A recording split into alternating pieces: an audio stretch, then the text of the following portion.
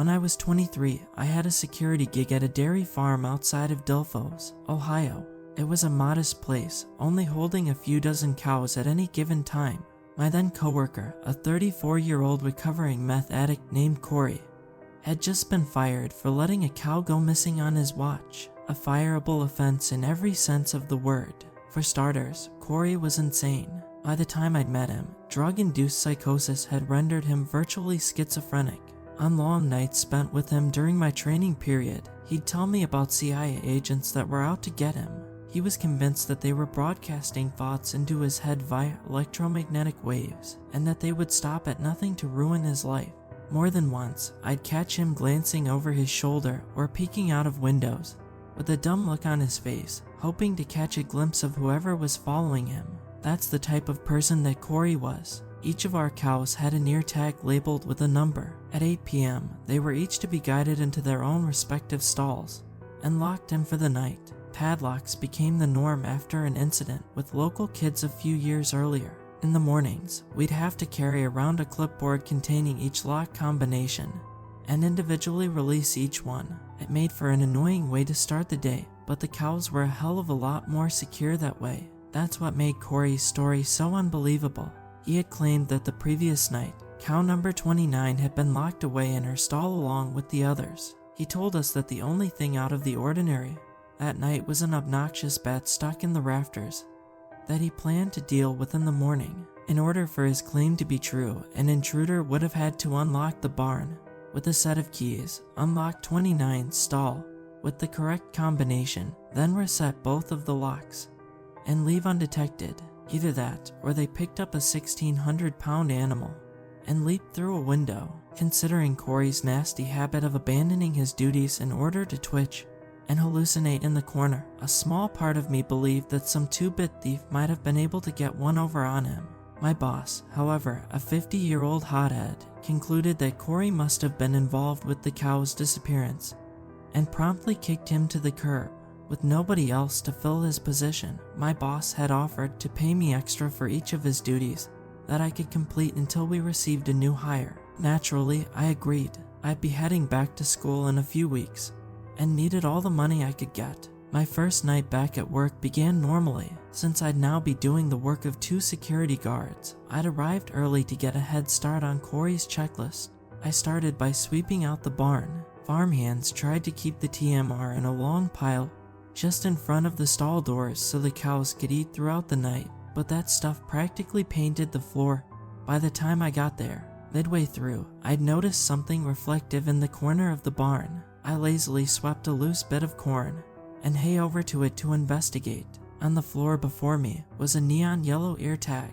I picked it up to examine it. 29. Next to 29's ear tag were the skeletal remains of a bat. I guess that was just another thing that Corey never got around to dealing with. I swept up the bones along with the rest of the barn. By the time I was finished, it was already 8 p.m. I made my way out to the fields, and then, one at a time, I guided each cow to its assigned stall. I got through about 10 or so before I noticed something strange. Across the field, about 50 meters away from the others, was a lone cow. It faced away from me, seemingly transfixed on a nearby cornfield. Seeing a cow on its own is nothing strange in and of itself. They need personal space the same as people do. What was strange was the way that her tail stuck straight out from behind her, unwavering. She stood as if she were afraid to slip, with her feet planted far apart. Perhaps the strangest of all, her head appeared to be tilted at a 90-degree angle. I wasn't eager to tell my boss. They'd put down many sick cows before, but losing 2 in the matter of a week might have been enough to send him over the edge. I decided to save that cow for last as I continued to guide the rest of them inside for the night. Being in charge of twice the amount of cows I was used to was time-consuming. It took me nearly an hour to round them up. By the time I'd locked number 36 for the night, it was 9 o'clock. I should have been making my rounds by then, especially given the circumstances. I just had that last cow to deal with. While contemplating how long it was going to take me to unlock each cow in the morning, I realized something that made my blood run cold. The only stall left empty was number 29. I shuffled to the field. Surely enough, she was there. She hadn't moved an inch since I'd started the process of moving them. I approached her slowly. It was surreal seeing a creature frozen in such an odd position. As I came up on her, I could hear a definite, but muffled, chittering. It was unlike any noise I'd ever heard from a cow. "What the hell did you eat?" I thought to myself. I whistled to the cow before approaching her to avoid startling her. On a dime, the chittering ceased. The cow's left ear rose to face the sky and began to oscillate rhythmically like the periscope of a submarine. I could tell that moving this one would be a challenge. I rubbed her back in an attempt to soothe her. Bonding is key when establishing any sort of relationship with an animal.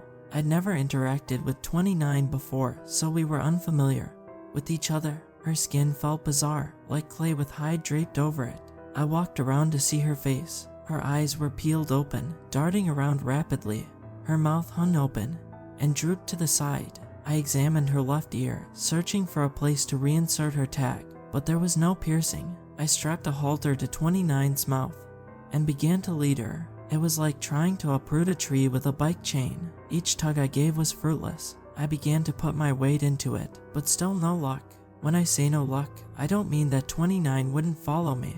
I mean that her body showed zero sign of being affected by my body weight whatsoever. Cows are strong creatures, but they're not made of stone. I was perplexed. After 15 minutes of this, I decided that it was useless to continue on. With the clock ever ticking, I could no longer afford to neglect my rounds. I began to walk to the security post to collect my flashlight and get on with the night. As I pondered my life choices, whilst dancing my way through a minefield of cow manure, I heard a slow trotting. I looked behind me to see that the cow had in fact moved. 29 was now facing me. Not so shy now, I wondered. I turned around and continued walking towards the gate. When I made it halfway through the field, I began to hear the trotting again. It was louder and much quicker this time. I smiled to myself. Wish I'd known to walk away sooner. Without turning to face the cow, I walked into the barn and began fumbling with 29's padlock. 3 left, 32 right, 23 left. As the lock clicked open, I heard the floorboards behind me creak.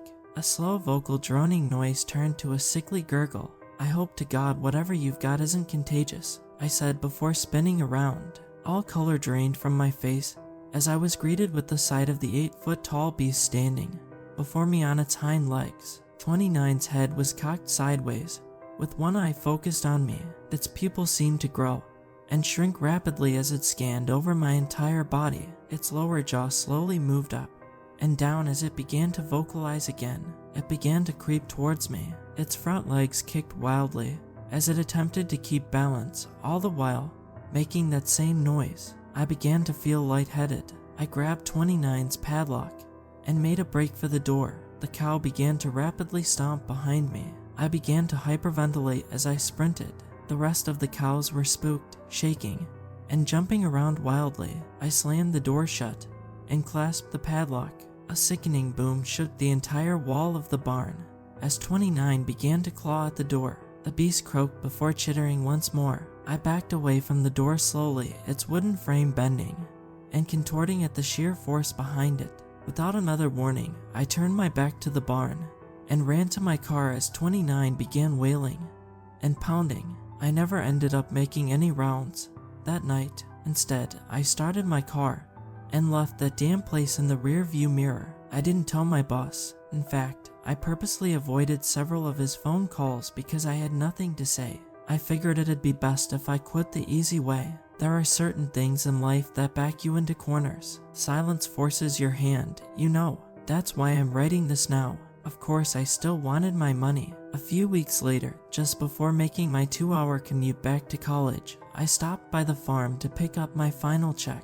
My boss wasn't in his office on Tuesdays, so I took advantage of the situation and granted myself access with the key that I'd seen him not so stealthily kick under the rug once or twice. After snagging my check and a few Jolly Ranchers, I got in my car and slowly began to drive away. Out of the corner of my eye, a young farm hand standing in the grazing field caught my attention. "Hey kid," I shouted, "stay away from the night shift." But he didn't answer me, nor even look at me. He just continued to stare at the pile of bones before him.